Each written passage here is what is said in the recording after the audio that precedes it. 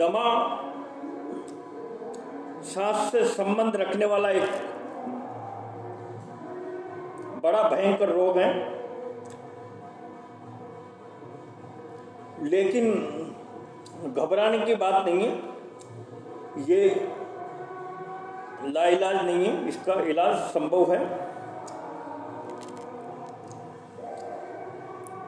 और बशर्ते लोग जो बताए गई जो उपचार हैं उनको मतलब सही ढंग से अमल करें उन पे, तो ये बीमारी जल्दी ठीक हो जाती है। और हकीमों का कहना है कि आधी बीमारी सही अमल से निकल जाती है।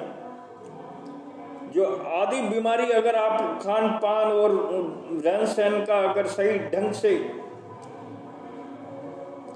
पालन करोगे तो आधी बीमारी तो वो से जो नियम से रहने से और आप थोड़ा सा खान पान में बदलाव करके जैसे उसमें आधी बीमारी आप खुद ठीक कर सकते हो। ये हमारे जो प्राचीन यूनानी चिकित्सा पद्धति के हकीम हैं उनका भी कहना है, और आयुर्वेद वेदों ने भी यही बताया। वो आधी बीमारी तो जो से अमल से निकल जाती है, सही ढंग से आप खान पान रखोगे, अपना आहार विहार दिनचर्या करोगे, और आधी बीमारी दवा खाने से आपकी जड़ से नष्ट हो जाती है। तो दमा की बीमारी एक सांस नली, जो अपनी जो सांस की नली है इधर,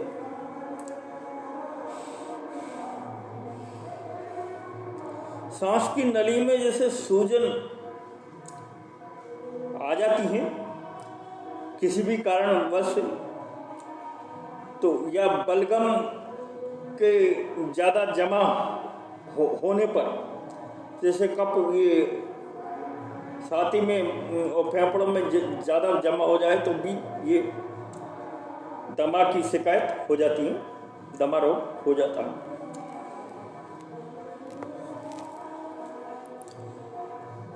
ये रोग एक बार होने के बाद काफ़ी समय तक परेशान करता रहता है। इसका थोड़ा इलाज उपचार थोड़ा लंबा चलता है, और ये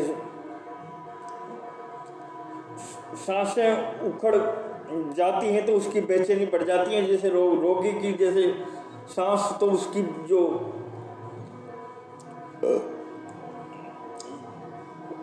बेचैनी बढ़ जाती है, जैसे सांस आने में थोड़ा दिक्कत होता है, जैसे सांस हाँफने लग जाता है वगैरह ऐसे, तो उसमें उस रोगी की बेचैनी भी बढ़ जाती है। तो ऐसे में उसे खुदा के सिवा, ईश्वर के सिवा किसी दूसरे का नाम याद नहीं आता, बस राम राम अल्लाह, इस तरह से वो करता रहता। तो यूनानी इलाज के जरिए ये मर्ज ठीक किया जा सकता है, और इसके लिए परहेज बहुत आवश्यक है। परहेज और रहन सहन भी अपना ठीक रखना जरूरी है। अब जानते हैं कि ये किस कारण से हो सकती हैं।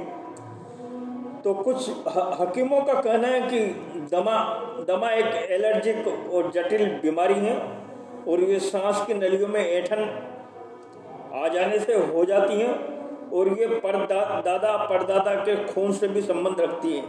जैसे मान लो आपके परिवार में अगर किसी को ये बीमारी है, जैसे आपके फादर को ये बीमारी है, या आपके जैसे ग्रैंड फादर को बीमारी है, जैसे दादा परदादा, किसी को भी बीमारी रही हो तो भी आप में भी ये बीमारी थोड़ा पैदा होने की, ये रोग होने की गुंजाइश ज़्यादा बढ़ जाती है। इस तरह का वो हकीमों का मानना है।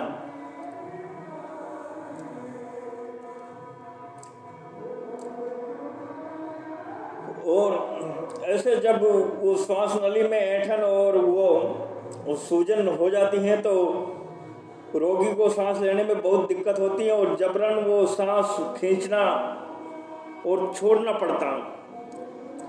यही मर्ज, यही रोग जिसको हम दमा, अस्थमा या सांस की बीमारी भी बोल सकते हैं। अब इसमें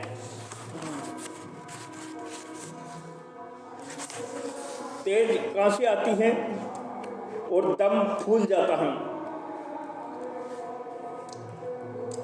जाड़े के, सर्दी के मौसम में, बरसात के में भीगने पर और तेज आंधी चलने पर ये दमा का जो रोग है ये थोड़ा बढ़ जाता है।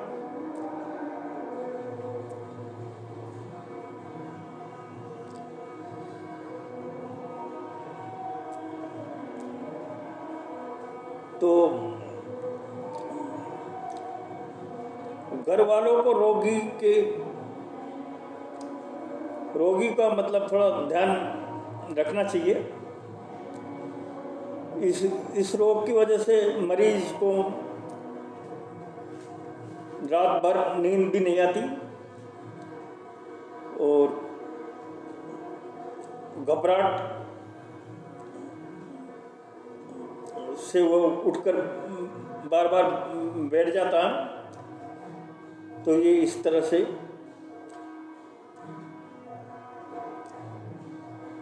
अब इसका जो उपचार बताया गया है उस उपचार को आप अपनी कॉपी, अपनी नोटबुक और पेन तैयार कर लीजिए। पेन में आप लिख लीजिए ताकि आपको याद रहे कि ये उपचार बहुत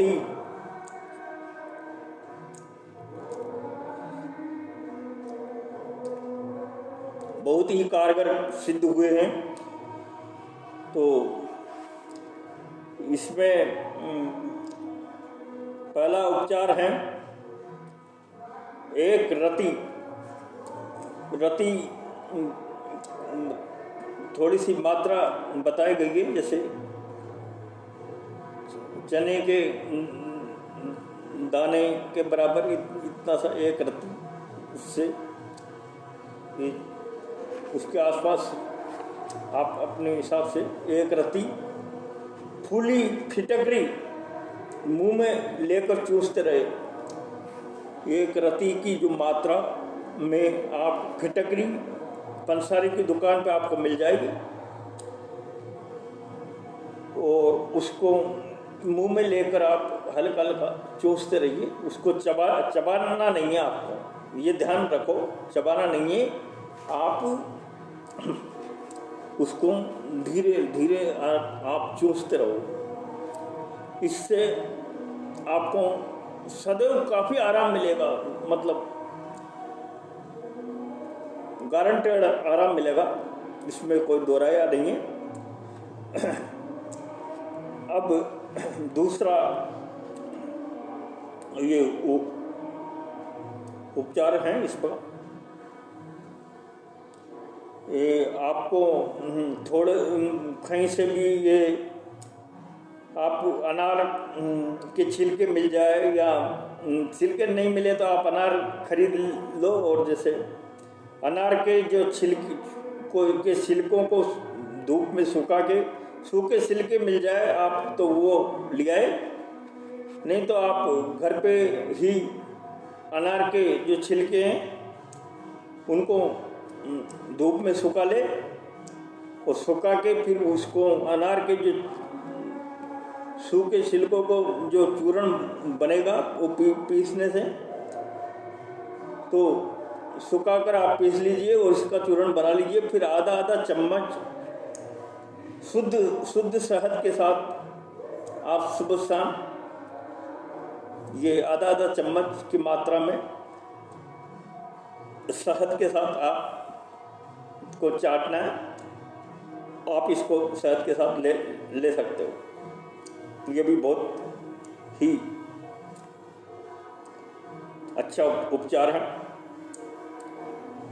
और काशी और दमा का दौरा पड़ने पर सेंधा नमक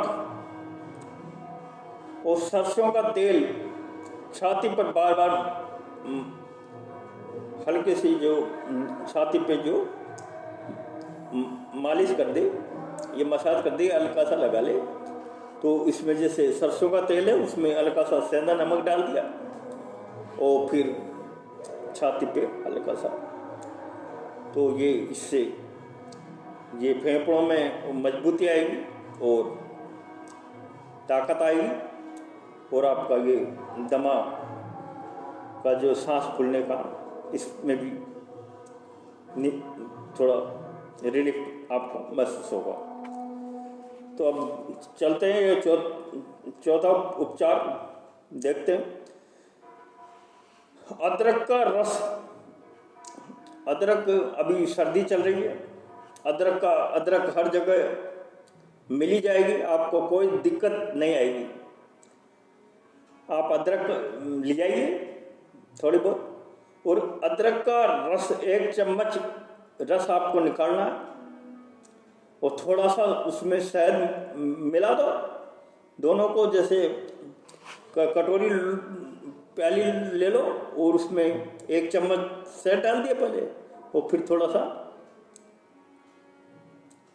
अदरक का रस, दोनों को अच्छी तरह मिला के और फिर इसको सुबह शाम आप को लेना है।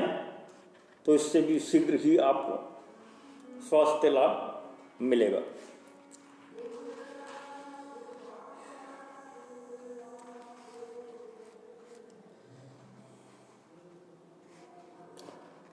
अब अगला जो उपचार है वो आप थोड़ा ध्यान से सुनिए। ये काय फल, जिसको जायफल भी बोलते हैं, काय फल, छोटी पीपल आती है, और कांकड़ा सींगी, ये 3 चीज आप पंसारी की दुकान पे आप ले आइए। सभी को आप 5-5 ग्राम मात्रा में लेकर के अच्छी तरह इसको कूट पीस कर चूर्ण बना लो, और इसमें आप 2-2 ग्राम, इसमें से आप 2-2 ग्राम चूर्ण सुबह शाम शहद के साथ लेना है आपको। ये आपको याद रह जाएगा। जायफल, छोटी पीपल और कांकड़ा सींगी, इनको 5-5 ग्राम लेना है और इसको कूट के चूर्ण बनाना है, और फिर इनको 2-2 ग्राम की मात्रा में लेना है। 2 ग्राम आप सुबह ले लो और 2 ग्राम आप शाम को ले लो। इस तरह से आपको ये उपचार चलाना है, तो इससे आपको बहुत ही आराम मिलेगा। और एक अगला जो उपचार है वो हमदर्द दवा खाने की हब्बे जजवाल नामक एक दवा, जो गोली आती है, हब्बे जजवाल, ये याद रखिए। हमदर्द कंपनी की ही लेके आना है आपको, और ये और भी आप दूसरी कंपनी की मिल जाए तो वो भी ला सकते हो, इसमें कोई वो नहीं है, लेकिन हमदर्द की पुरानी कंपनी है। तो हमदर्द दवाखाने की हब्बे जजवाल नामक दवा की एक एक गोली, जैसे आप चाय पीते हो तो चाय के साथ सुबह शाम आप ले लीजिए, पहले गोली खा लीजिए, फिर वो चाय पी लीजिए। तो इस तरह से आपको ये उपचार करना।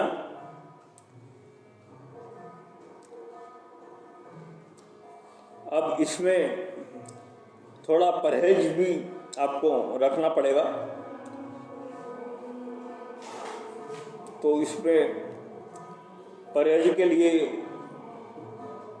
आप विशेष रूप से पालन करें। इस बीमारी में दही, केला, मट्ठा, जैसे दही का जो मट्ठा बनाते हैं वो ठंडी बासी चीज़ें आपको नहीं खानी। वो फ्रिज का पानी, कोको कोला, वो और किसी भी तरह का शरबत या फलों का रस भी नहीं पीना आपको। नारियल और उसका पानी, चटपटी चीज़ें नहीं खानी आपको। तेज मिर्च मसाला बंद करना है, बिल्कुल कम खाना है। और आप खट्टी चीज़ों से परहेज आपको रखना है, जैसे अचार वगैरह, कुछ भी आप बाज़ार की चीज़ भी आपको नहीं खानी और खट्टी चीज़ें आपको बिल्कुल बंद करनी पड़ेगी। जब तो आपकी ये बीमारी आपकी ठीक हो जाएगी। उसके अलावा आपको जैसे शराब, सुपारी, पान, बीड़ी, सिगरेट, इनका भी बिल्कुल बंद करना पड़ेगा। बिल्कुल सेवन नहीं करना, बिल्कुल उपयोग नहीं करना। ये भी बहुत नुकसानदायक है। और ठंडे पानी से आप स्नान बिल्कुल न करें, गुनगुने पानी से ही आप स्नान करें। और जो जहाँ धुआं रहती है वहाँ पे नहीं बैठे, वहाँ पे आपको नहीं रहना है। धुआं और ज़्यादा धूल वगैरह उड़ती है, उनसे तो आपको दूरी बनाए रखनी है। तो और आपको अधिक से अधिक आराम करना है। और ये आप जल्दी पचने वाला ही भोजन करें तो ज़्यादा बहुत ही बेस्ट रहेगा आपके लिए। जैसे उसमें खिचड़ी है, दलिया है, मूंग की दाल है, और भी जो उचित आप समझते हो, आपको जो जल्दी पच जाता है, हल्का भोजन ही आप ग्रहण करें। आप हल्का भोजन ही खाएं और अधिक मिर्च मसालों का सेवन बिल्कुल न करें। बहुत बहुत धन्यवाद। आपको निश्चित रूप से ये दमा, सांस फूलने, अस्थमा रोग में आपको विशेष फायदा निश्चित रूप से होगा, इसमें कोई दो राय नहीं है। और आप अपने जानने वालों के या जानने वाले अगर आपके ऐसी बीमारी से पीड़ित है तो उनका इस तरह से आप उनको भी बताएं तो उनको भी फायदा पहुंचेगा। बहुत बहुत धन्यवाद आपको। और आपको जैसे आपने हमारा अभी तक चैनल को सब्सक्राइब नहीं किया तो प्लीज़ चैनल को सब्सक्राइब करें, ताकि हम आगे भी आपके लिए इसी तरह के वीडियो लाते रहें। बहुत बहुत धन्यवाद। जय हिंद, जय भारत। फिर मिलते हैं अगले एपिसोड।